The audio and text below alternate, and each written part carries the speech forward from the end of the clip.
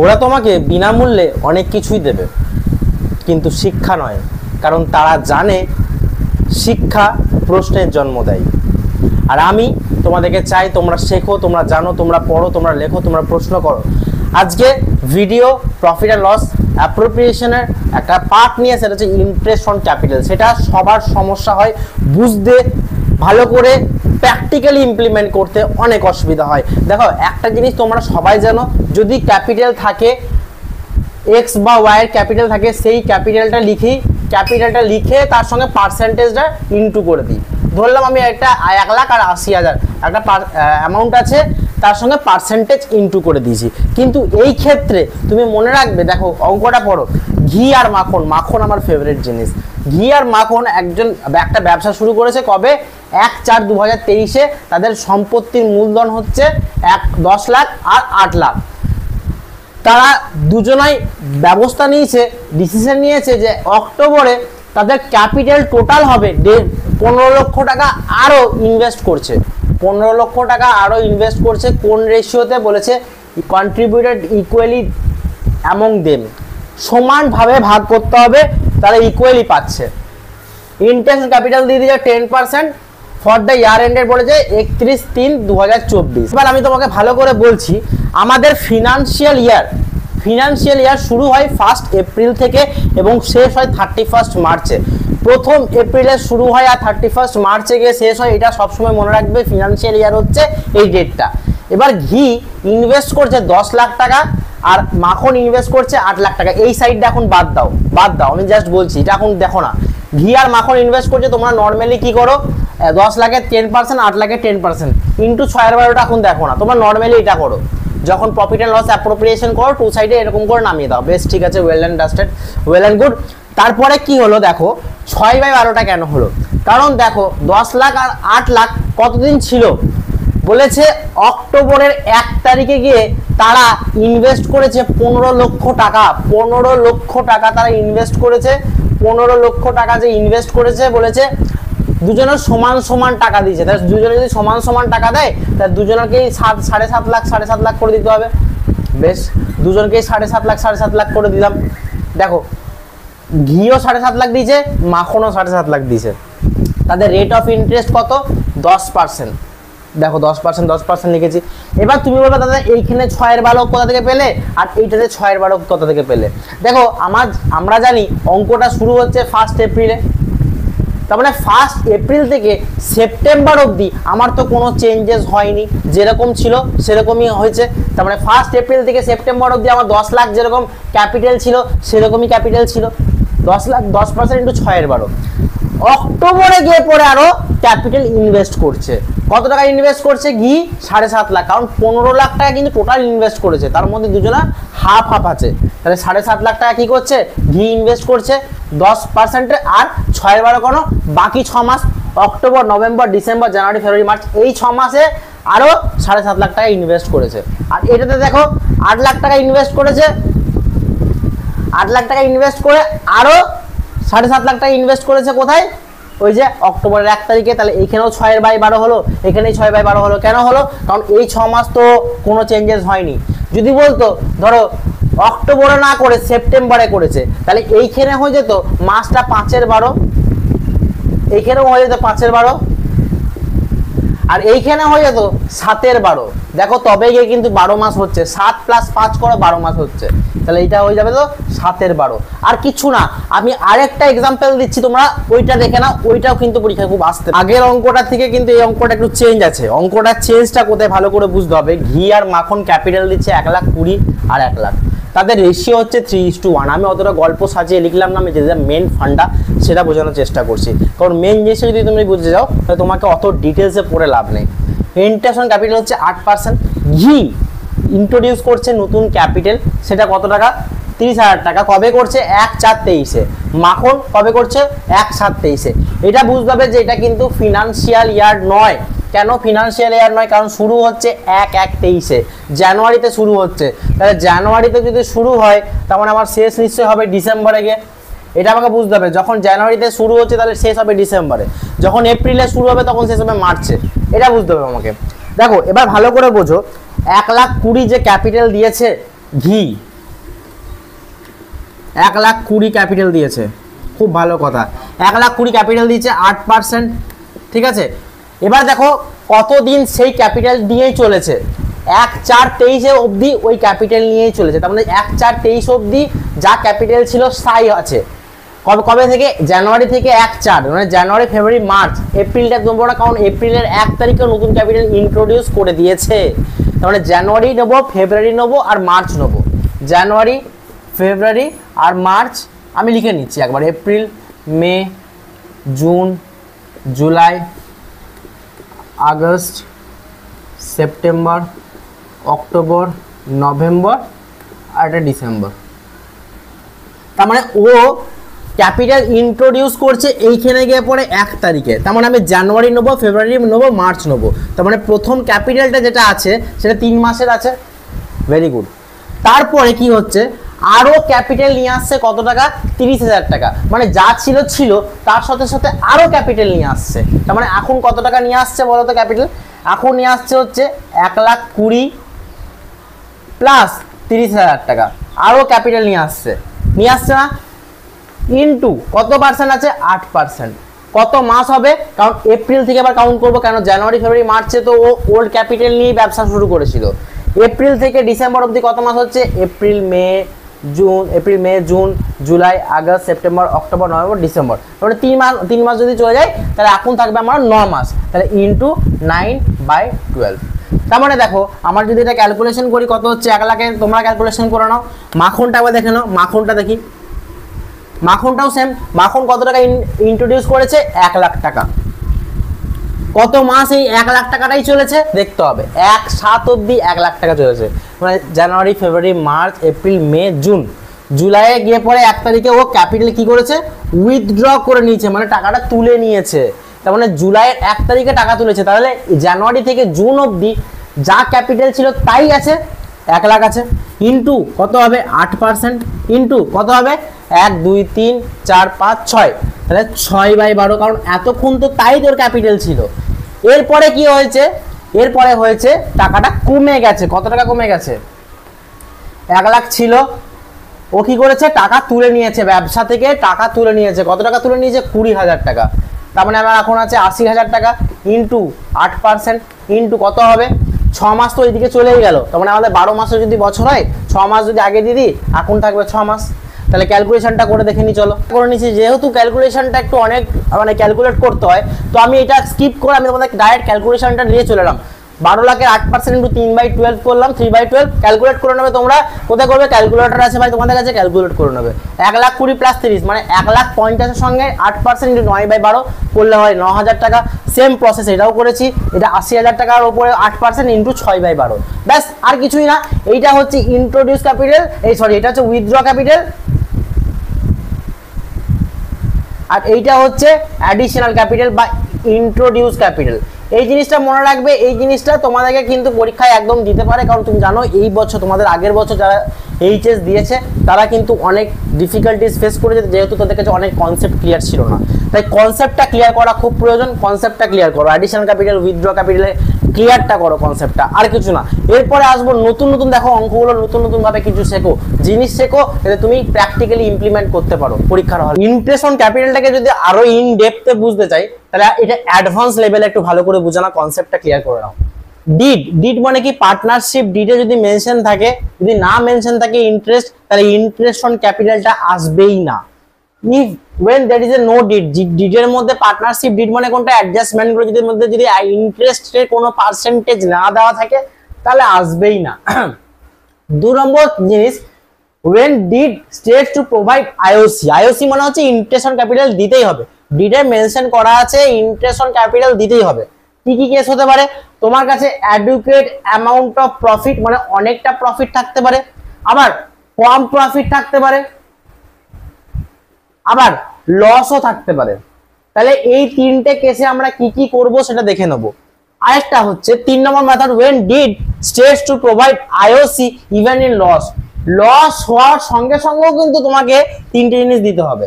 এটা প্রফিট হওয়াতে দেবে, আর এটা লস হলেও তাও তোমাকে দিতে হবে। কি কি নিয়ম আছে? এখানেও 3টে নিয়ম, অ্যাডুকুয়েট প্রফিট, ইনঅ্যাডিকুয়েট প্রফিট আর লস। তোমাদের এখন মাথায় ঢুকছে না আমি জানি, তোমরা একটা খাতায় নোটস করে নাও, যে এই জিনিসটা ভালো করে নোটস করে নাও, তারপর আমি তোমাদেরকে বোঝাচ্ছি। অ্যাডুকেট প্রফিট, ইনঅ্যাডিকুয়েট প্রফিট, এটাকে বলা হয় যে এই 3 নম্বর মেথডটা, এটাকে বলা হয় charge against profit.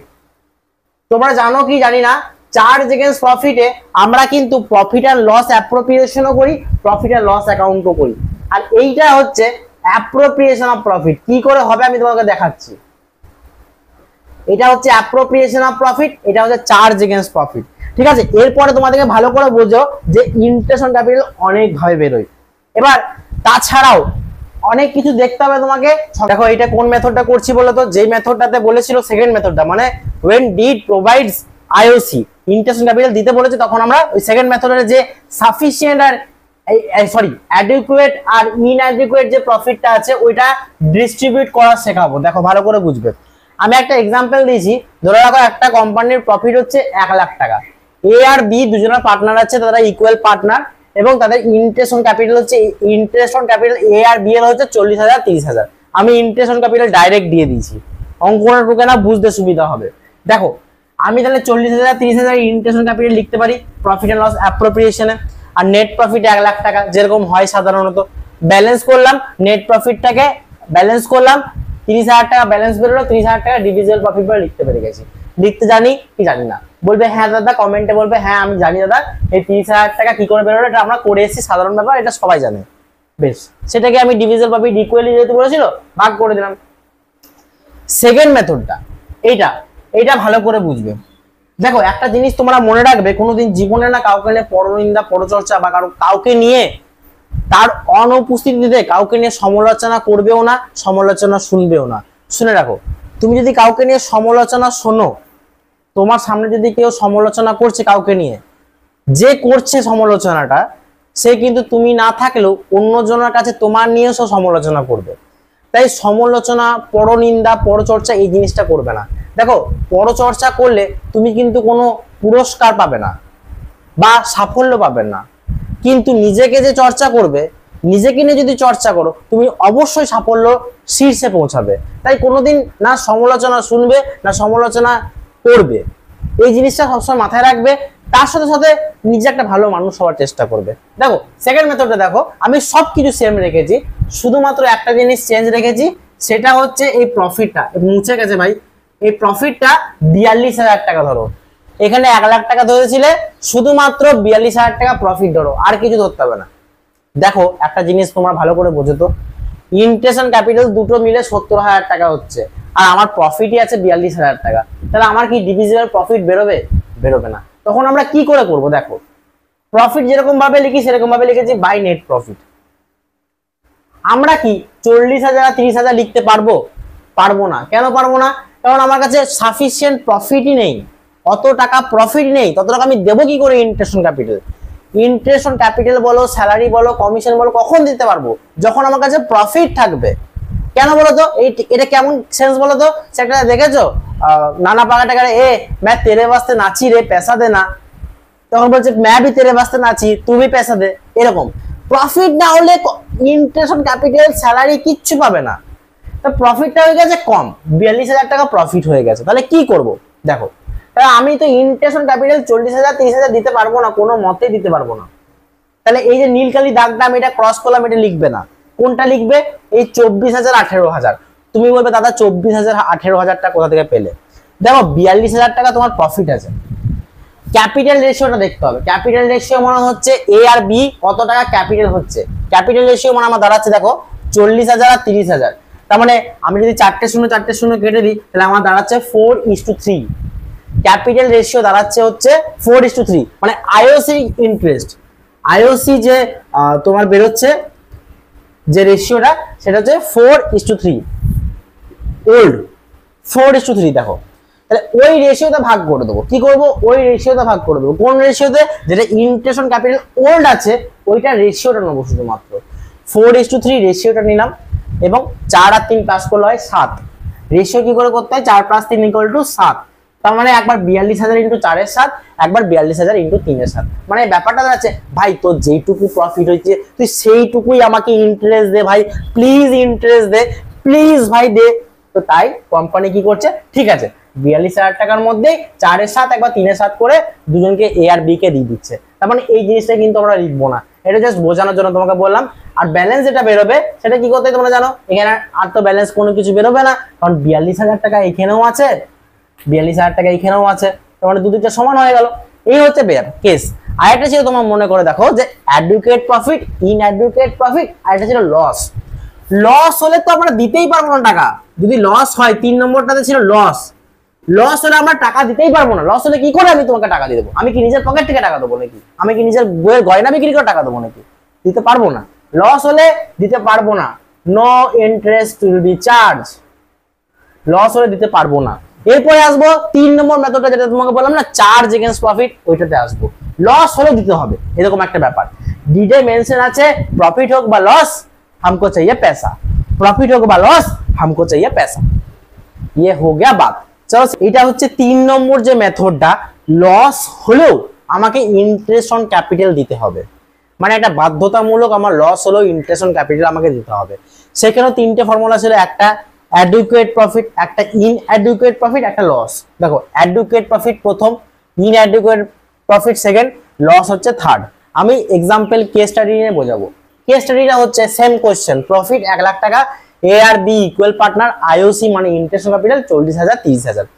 Profit and loss appropriation adequate প্রফিটে বলছি, দেখে নাও কি করতে হবে। যখন ইভেন ইন লস লেখা থাকবে, এই কেসটা যখন থাকবে ইভেন ইন লস, তখন কি করতে হবে, তখন এটাকে ট্রিট করতে হবে as a charge against profit. আমি রিপিট করছি, as a charge against profit. আর যখনই চার্জ এগেইনস্ট প্রফিট হয় তখন আমাকে একটা পিএল অ্যাকাউন্ট খুলতে হয়, প্রফিট অ্যান্ড লস অ্যাকাউন্ট। বারবার করে বলছি, যখন চার্জ এগেইনস্ট প্রফিট হবে তখন একটা সুন্দরভাবে পিএল অ্যাকাউন্ট খুলতে হবে, প্রফিট অ্যান্ড লস অ্যাকাউন্ট আমাকে খুলতে হবে। কি account? Profit and loss account. আর তোমরা যেটা করছো সেটা কি? Profit and loss appropriation account. মনে রাখবে প্রফিট অ্যান্ড লস অ্যাকাউন্ট হওয়ার পরে কিন্তু প্রফিট অ্যান্ড লস অ্যাপ্রোপ্রিয়েশন অ্যাকাউন্টটা হয়। তাহলে প্রফিট অ্যান্ড লস অ্যাকাউন্টটাকে খুলতে হবে। কি করতে হবে? প্রফিট দিয়েছে 1 লাখ টাকা, আইওসিটা 2 দিকে পাঠিয়ে 40,000 30,000 লিখে দিলে প্রফিট অ্যান্ড লসে। এটা ভালো করে মনে রাখবে, এটা কিন্তু profit and loss account. Net profit বেরোলো, এই যে এই নেট প্রফিটটা যেটা বেরোলো 30,000 টাকা, এই নেট প্রফিটটা কোথায় আসবে? পিএল অ্যাপ্রোপ্রিয়েশনে আসবে, প্রফিট অ্যান্ড লস অ্যাপ্রোপ্রিয়েশনে। কি বলে আসতে তুমি জানো? By net profit. Net profit বলে আনতে না তোমরা? কত আছে? 30,000 টাকা। এটা হচ্ছে কেস 1, আমি লিখে দিচ্ছি, এটা কেস 1। কেস 2 কি বলছে? ইনঅ্যাডুকুয়েট প্রফিট, মানে প্রফিট অত নেই যতটা ইন্টারেস্ট অন ক্যাপিটাল আছে। আমি কেসটা সেম রেখেছি, শুধু প্রফিটটা 42,000 টাকা করে দিয়েছি। সেম ভাবে প্রফিট অ্যান্ড লস অ্যাকাউন্ট খুলবো, এটা কিন্তু profit and loss account, profit and loss appropriation account নয়। Profit and loss account, profit and loss অ্যাকাউন্টে কি করলাম? প্রফিটটা 42,000 টাকা আছে, আইওসি কত আছে? Interest on capital 40,000 30,000। দেখো ব্যালেন্স করলে বাই দিকে আসছে, তার মানে নেট লস। নেট লস, এই যে নেট লস কত বললো? 28,000 টাকা। এই 28,000 টাকাটা আবার কোথায় আসবে? প্রফিট অ্যান্ড লস অ্যাপ্রোপ্রিয়েশনে আসবে। তাহলে কি বলে আসবে? To net loss. কত? 28,000। এটা কত? এটা কোন স্টাডি? Case number 2। এটা হচ্ছে কেস নাম্বার 2। মানে আমি কেস স্টাডি গুলো বোঝাচ্ছি শুধু, মানে কেস 1 এলে কিন্তু কেস 2 আসবে না, কেস 2 এলে কিন্তু কেস 1 আসবে না, এরকম ব্যাপার আছে। মানে সবগুলো একসঙ্গে আসবে না, আমি শুধু বোঝানোর জন্য বলছি।